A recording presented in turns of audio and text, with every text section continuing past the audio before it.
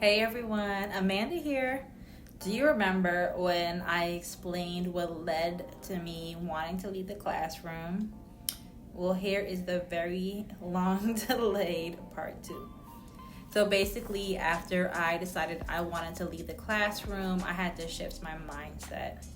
I had to focus on my intention, and I also had to make sure that I was in alignment with my ultimate goals, which was to get out of a high stress career and into a career where I can have more flexibility and just be there for my family.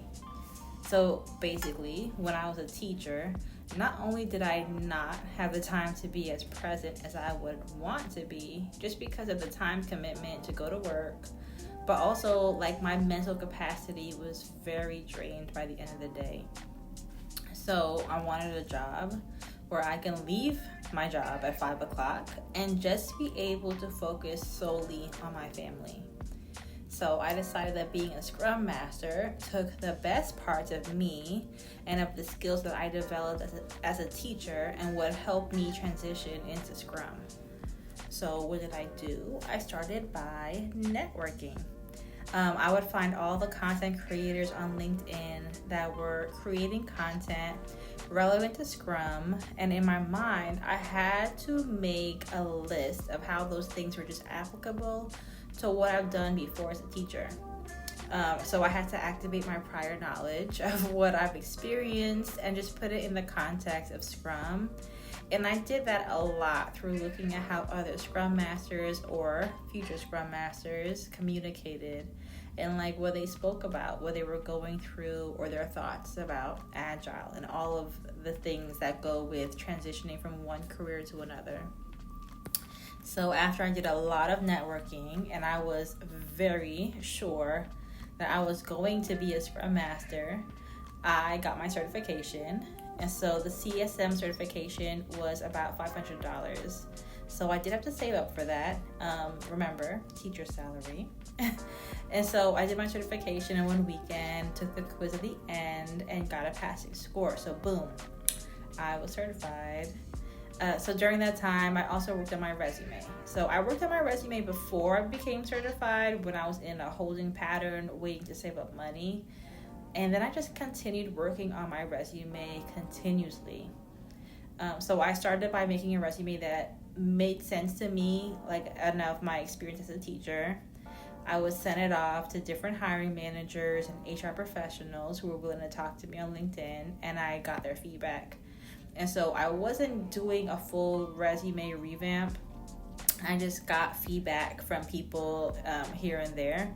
And so also, like a ton of people on LinkedIn are telling you to lie to have a resume that's going to stand out to hiring professionals. And honestly, I refuse to use dishonest means to get a job, okay? Someone very wise once told me that anything that you get outside of the will of God, you will need to stay outside of God's will to keep it. And that's a huge no for me. I absolutely had to operate in God's will because I knew that this career would be a blessing to me and my family. So anyways, I was literally getting bits and pieces of feedback from everyone that would speak to me, and I just kept making modifications. I think by the end, when I was able to get interviews, I was on my 17th iteration of my resume. So I would just always iterate and try to improve, like, constantly. So yes, I was networking, I revamped my resume, and then I got my certification and kept revamping my resume. By that time, I could definitively say I was a certified Scrum Master. That was me. And so I also had to figure out the best hacks for getting in the faces of the right hiring managers. So there are some hacks on LinkedIn. For example, I would search for a job, not through the job board, but through the job posts. I would see which recruiters or hiring managers posted in the last 24 hours, and then I would respond to them directly.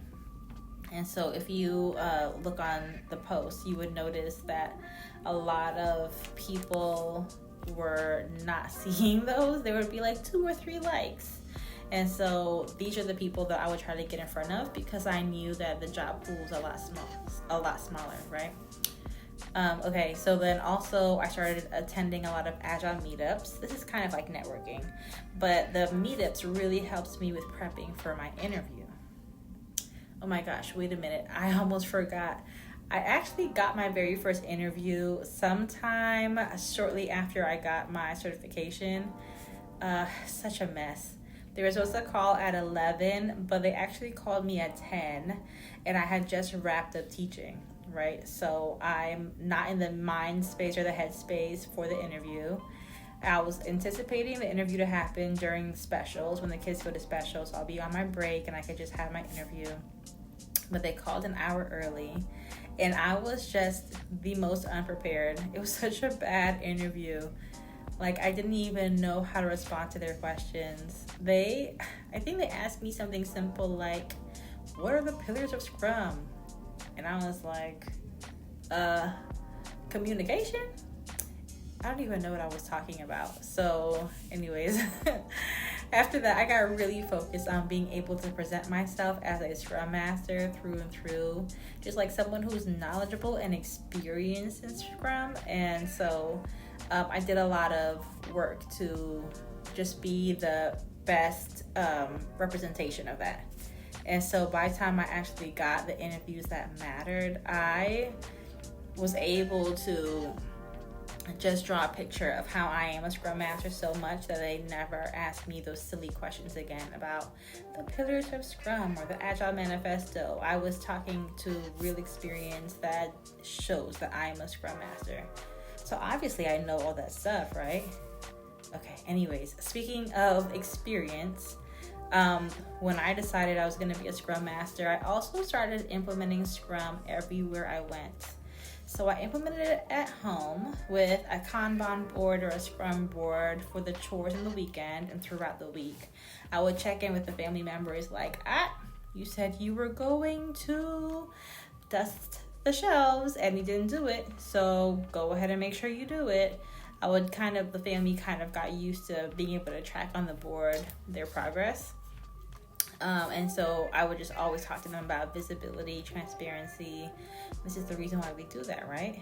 I also use a Scrum board for my own personal teaching and just to help me plan and map things out to make sure that I was organized and able to just plan my day better and my week and deliver value to myself quicker. So I did that. I also encourage students to create their own Scrum boards. So my school district had one-to-one devices. Everyone had their own Chromebook. And so I set the kids up with Google Jam boards on their Chromebook. And I made a template of some Scrum boards. And so they basically would, for the week, if we knew the topics that we were focusing on, they would all have the 6th grade math skills that they needed to learn in the to-do column. But some kids would need additional support. So instead of just them having the things in the to-do column and moving it across the board, I encouraged and empowered them to be able to find the resources to fill some gaps that they had.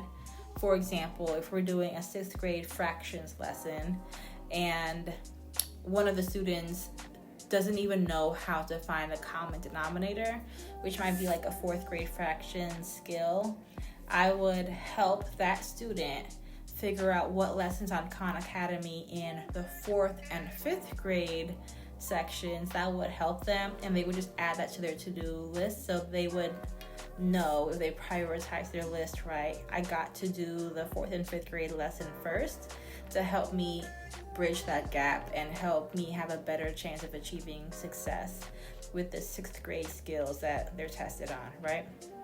And so I had some students that would also help me with that. Some students who had a really good grasp on the content and who were kind and not going to bully others. They would help their classmates figure out what lessons they could need to add to their to-do list to bridge those gaps. So we would use Google Jamboard for that. And so that was a really simple way to allow students to also operate under like an agile model, right? And so, yeah, we use a lot of those resources. Another way I also built experience is actually back when I determined I was going to be a Scrum Master. I was helping a small business owner that I'm affiliated with to fully implement Agile into their business, just in an effort to help them deliver value faster. So in a previous video, I talked about how I had a mentor, and I would talk to my mentor a lot during that time just to give me feedback and to talk me through some things that I was experiencing and some questions that I had about being a Scrum Master. So I was able to fully implement Scrum into their business and help them to deliver value, not only faster but more consistently, because they weren't always seeing great gains when they would be working without a plan, right? Okay, so timeline. I decided I was going to be a Scrum Master in January. Around January, I started working on my resume and getting experience. I did start working with a small business owner in January, just a lot of trial and error. I also started networking in January, so that's when I found my mentor, actually. Thank God for him. And then by March, I was able to get my certification. So I did that like on a weekend. And then 7 weeks after I got my certification, I landed my first interview that led to a job offer. Okay, so the very first job interview, that was a dud, not that one. Okay, but by the time I had an interview that counted, that was 7 weeks after my certification. So yeah, now that first job offer I accepted, that was not my first real Scrum Master job that I ended up with. I currently work for an ed tech company, and I have been for the last 3 years, and I love it. My very first job accepted opportunity, that was for a really great local fintech company, so financial tech. And I think I would have liked it there, but I had a list of what would a perfect situation be like, and that first company was not like the perfect scenario. And I was so blessed to have gotten my actual real job like within 2 weeks of accepting the first job and starting there. I quickly quit and went to the place that really makes my heart happy. So yes, I can actually talk about that in another video if you're interested. So yes, if you're interested in actually getting a Scrum Master job and would like some help, I did it for myself 3 years ago. I also was coaching and consulting some folks around that time, but I realized when you have a new career, you do need to spend some time focusing on that. So I did stop after I started coaching and consulting, but I just had so much time to like refine how I would coach others to get that job, right? I did a lot of reflection. I improved on my coaching techniques. My goodness, the amount of coaching that I do as a Scrum Master. Yes, okay, I am a coach. So yeah, if you would like to talk to me, please email me, or you can reach out to me on LinkedIn.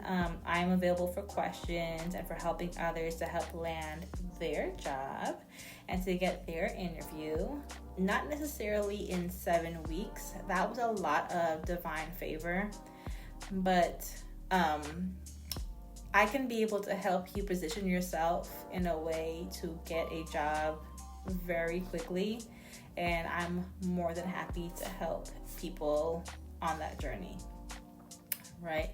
The market is always going to fluctuate. There are always going to be factors that either help or hinder the job market. I did have a lot of grace and a lot of favor, right? But you can too, and I absolutely believe that. So yes, I would love to help and talk to anyone who wants to shift their mindset and how you can allow divine favor to guide you on your journey. Okay, so anyways, that's enough for now. If you want to follow up on anything that I've talked about, please drop a comment. What do they say? Like, comment, subscribe. And you know, some things that are different from 3 years ago. I do have a great system in place now to help me make this sustainable. So reach out. I'm here. I would love to talk to you. I would love to help. And keep scrumming. Talk to you later. Bye.